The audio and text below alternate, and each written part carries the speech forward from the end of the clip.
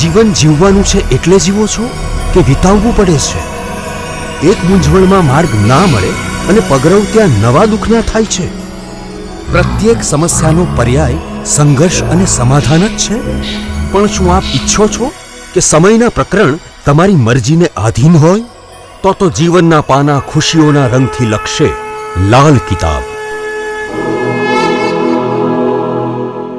નમસ્કાર મિત્રો, હું હરિવર્ધન ચોકસી આપ સૌનું સ્વાગત કરું છું. મિત્રો, આજના વિડીયોમાં આપનું ખૂબ ખૂબ સ્વાગત. મિત્રો, ઘણી વખત આપણે કોઈક નવું ઘર બનાવીએ, મકાન લઈએ, એમાં રહેવા જઈએ અને ત્યાં આપણે આપણા જીવનમાં સ્થિર ન થઈ શકીએ, મનની શાંતિને પ્રાપ્ત ન કરી શકીએ, માંદગી ભોગવીએ, કંઈક ને કંઈક જીવનમાં ઊંચ નીચ આવતી જ રહે.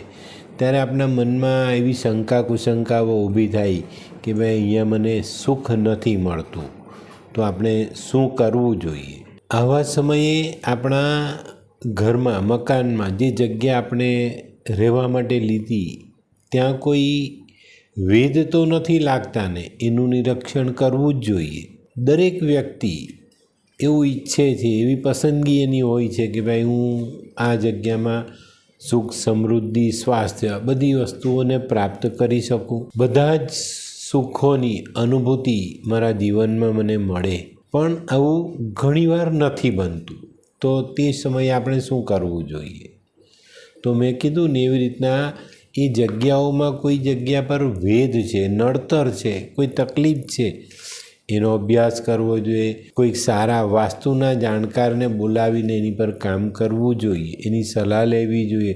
અને જો વિદ્વાન માણસ છે તો એની સલાહ પ્રમાણે આપણે આપણા ઘરના વેદ દૂર કરવા જોઈએ. વાસ્તુમાં જમીનથી માંડીને મકાન બનાવો, પૂર્ણ કરો ત્યાં સુધી વાસ્તુનું ધ્યાન રાખવું ખૂબ જરૂરી બને છે. આપણે ખૂબ કાળજી રાખીને આપણા રહેવા માટેના મકાનનું, ભવનનું નિર્માણ કરીએ છીએ, પણ ક્યાંક ને ક્યાંક નાની મોટી ખામીઓ રહી જાય અને એ ખામીઓ આપણા માટે જીવનમાં મુશ્કેલીઓ લઈને આવે છે. આમ જોવા જઈએ ને તો વેદના ઘણા બધા પ્રકાર છે, પણ વાસ્તુમાં જે મુખ્ય વેદો છે ને એને આજે આપણે આજના વિડીયોમાં એની જાણકારી લઈએ. વેદ એટલે અવરોધ. વેદનો અર્થ થાય છે અવરોધ. ક્યાંક ને ક્યાંક આપણા જીવનમાં તકલીફો ઊભી કરવી, અટકાવ લાવવો એટલે અવરોધ.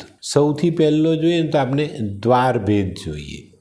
આપણા મકાનના દ્વારની સામે કોઈક એવી વસ્તુ છે જે આપણને નુકસાન કરે. આપણા ઘરના મુખ્ય દ્વારની સામે ઇલેક્ટ્રિકનો થાંભલો, ઝાડ, પાણીની ટાંકી, આવું કંઈક હોય તો એ વેદ ગણાય. ઘરના દ્વારની સામે જ સીડી હોય તો પણ વેદ ગણાય. અને આવા વેદોને કારણે આ મકાનમાં રહેનારા માણસો દુઃખી હોય છે.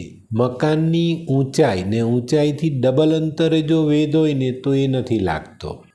આને પણ ધ્યાનમાં રાખજો. તો મકાન બનાવતી વખતે આપણે જોયું, તો મકાન બનાવતી વખતે આપણે આ વસ્તુનું ધ્યાન રાખવું જોઈએ કે આપણા દ્વારની સામે કોઈ વેદ ન આવે. બીજો જોઈએ, બીજો વેદ છે કોણ વેદ, ખૂણાનો વેદ. મકાનમાં કેટલા ખૂણા હોવા જોઈએ, કઈ પ્રકારના હોવા જોઈએ, એનું ધ્યાન ખૂબ સરસ રીતે રાખવું જોઈએ. આપણા મકાનમાં કોઈ ગમે તે એક ખૂણો નાનો હોય તો એ કોણ વેદ કહેવાય. આપણે જે મકાનમાં રહીએ ને એના ચારેય ખૂણા સમકોણ, મતલબ 90 ડિગ્રી પર હોવા જોઈએ. આપણા મકાનના પ્રવેશદ્વારની સામે જ જો કોઈ બીજા મકાનનો કોણ આવતો હોય, એનો ખૂણો આવતો હોય તો આ પણ આપણા માટે વેદ કરતા સાબિત થાય. અને મિત્રો, જે ઘરોમાં કોણ વેદ છે ને ત્યાં મૃત્યુતુલ્ય કષ્ટ રહેનારો માનવી ભોગવે છે. હવે સ્વર વેદ. તમે જે મકાનમાં રહો છો ને એ મકાનનું મુખ્ય દ્વાર ખોલતી વખતે કે બંધ કરતી વખતે અવાજ કરે છે, એમાંથી અવાજ આવે તો આ સ્વરવેદ કહેવાય. આવી સમસ્યાને વાસ્તુમાં દ્વારનું રુદન, દ્વાર આપનું રડતું હોય ને એ પણ કહેવામાં આવે છે કે ભાઈ તમારો દરવાજો જ રડે છે. અને આ વસ્તુને વાસ્તુમાં વેદ તરીકે જોવામાં આવે છે તો મિત્રો આપણા ઘરના દરવાજામાંથી અવાજ ન આવે એનું ધ્યાન રાખવું ખૂબ જરૂરી છે. ઘણી વખત આપણા પેલા મિજાગરામાં કાટ ચડી જાય તો અવાજ આવે, ઘણી વખત ઉપર નીચે દરવાજો ઘસાતો હોય ત્યાં અવાજ આવે. તો આ ઘટનાઓ જો તમારા ઘરોમાં હોય, આવી રીતની કોઈ વ્યવસ્થા તમારે ત્યાં બનેલી હોય તો એને સુધારવી ખૂબ જરૂરી છે. હવે આની આગળ જોઈએ તો કૂપવેદ. કૂપવેદ એને ખરેખર બહુ સરસ રીતે સમજવાની જરૂર હોય છે. આપણા ઘરના મુખ્ય દ્વારની સામે અંડરગ્રાઉન્ડ ટાંકી હોય તો આ વેદ લાગે. સેફ્ટી ટેન્ક, હેન્ડપંપ, આ રીતની વ્યવસ્થાને કૂપવેદ કહેવાય. અને આ વેદમાં સૌથી વધારે ખતરનાક છે સેફ્ટી ટેન્કનો વેદ. તો મિત્રો હવે જોઈએ આપણે કીલવેદ. કીલવેદ એટલે આપણા ઘરના મુખ્ય દ્વારની સામે ગાય ભેંસ બાંધવા માટે તમે ખૂંટી મારી હોય ને તો એ કીલવેદ કહેવાય. કોઈ ખોટી જગ્યા પર ખીલા ઠોયકા હોય, દ્વારની બારશાકમાં ખીલા ઠોયકા હોય, ઉમરાની આજુબાજુ તમે કોઈ ખીલો ઠોયકો હોય તો આ બધી વસ્તુઓ કૂપવેદ તરીકે ઓળખાય છે. આવા વેદને કારણે આ જગ્યામાં રહેનારા માનવીની પ્રગતિ અટકે છે. તો આની પર બહુ ચોક્કસ રીતે ધ્યાન આપવું. તો મિત્રો હવે જોઈએ આપણે છિદ્રવેદ. આ બાબતમાં ખાસ ધ્યાન રાખવાનું છે. ઘરના પાછળના ભાગમાં પાછલી દિવાલ પર એવું કોઈ નાનું છિદ્ર ન હોવું જોઈએ જે આરપાર થતું હોય. અને આવા જો છિદ્ર હોય તો આને છિદ્રવેદ તરીકે ઓળખવામાં આવે છે. આ વસ્તુથી આપણા જીવનમાં ભૂત પ્રેત જેવી આસુરી શક્તિઓનો સામનો કરવો પડે એવું વાસ્તુમાં જણાવવામાં આવ્યું છે. આવો ઉલ્લેખ વાસ્તુશાસ્ત્રમાં કરેલો છે. આની આગળ ચાલીએ તો ચિત્રવેદ. આપણા રહેવાના મકાનમાં ગમે તે પ્રાણીનો ફોટો, એમાં પણ ખાસ કરીને હિંસક પશુઓનો ફોટો કોઈ ખોટી જગ્યા પર લગાડીએ તો વાસ્તુદોષ ચોક્કસ રીતે બને. કાગડો, ઘુવડ, ગીધ, આ જાતિના પક્ષીઓ તથા ભૂત પ્રેતના ફોટાઓ જેમાં કોઈ આકાર નથી, મોં માથું નથી, એવા ચિત્રો.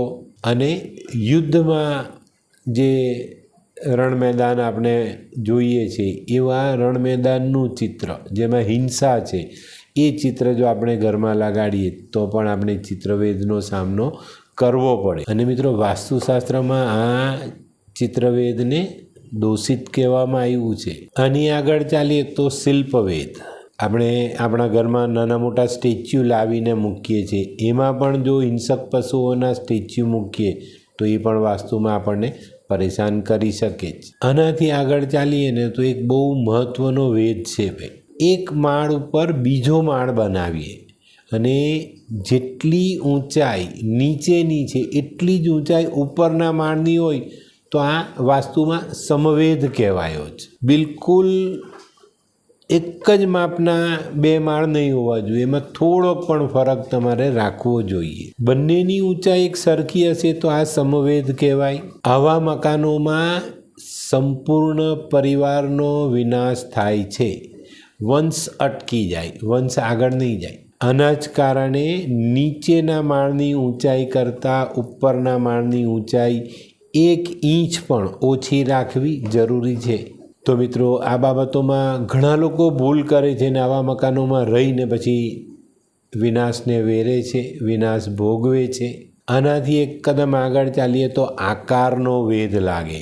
સુપડા આકારનું કે છીપલાના આકારનું ઘર બનાવવું એ વેદમાં જાય અને આવા મકાનોમાં વંશવેલો અટકી જાય છે, એ આગળ ચાલતો નથી. તો મિત્રો હવે જોઈએ આપણે આજના આ વેદની બાબતમાં છેલ્લો વેદ, છાયાવેદ. આપણા રહેવાના મકાન પર મંદિરની છાયા, વડપીપળા જેવા વિશાળ વૃક્ષની છાયા, મંદિરની ધજા અને પર્વતની છાયા ક્યારેય ન પડવી જોઈએ. આ રીતની વ્યવસ્થાને છાયાવેદ તરીકે ઓળખવામાં આવે છે. છાયાવેદથી પરિવારમાં અશાંતિ, વ્યવસાયમાં નુકસાન, સંતાનમાં વિલંબ થવો અથવા સંતાનોમાં ઝઘડા, આવા પરિણામો ભોગવવા પડે છે. શિવપુરાણના ઉલ્લેખ પ્રમાણે મંદિરથી 100 હાથના અંતરમાં રહેવાનું મકાન ન હોવું જોઈએ. 100 હાથ આપણે ગણતરી કરીએ ને એમાં જો એ આપણું રહેવાનું મકાન આવતું હોય તો આપણે નુકસાન કરતા એ સાબિત થાય છે. તો આ બધી નાની નાની બાબતો જો આપણે આપણા રહેવાના મકાનોમાં કાળજીપૂર્વક એને જોઈએ, એનું નિરાકરણ કરીએ અને આવા મકાનોમાં ન રહીએ તો જીવનમાં આપણે ઘણું બધું સારું પરિણામ ચોક્કસ રીતે મેળવી શકીએ. અને આની પર આપણે બહુ જ બારીકાઈથી ધ્યાન આપવું જોઈએ. ઘણી વખત મકાન બનાવી દીધા પછી આપણને ખ્યાલ આવે છે કે ભાઈ આવા મકાનોમાં આવા દોષ છે. પણ મિત્રો, વાસ્તુમાં બહુ વિસ્તૃત માહિતી આપવામાં આવે છે અને એનો જો આપણે અભ્યાસ કરીએ, એને ધ્યાનમાં લઈએ ને મકાન બનાવતી વખતે સંપૂર્ણપણે ખ્યાલ રાખીએ ને તો બહુ ચોક્કસ આપણે એના પરિણામ મળે છે.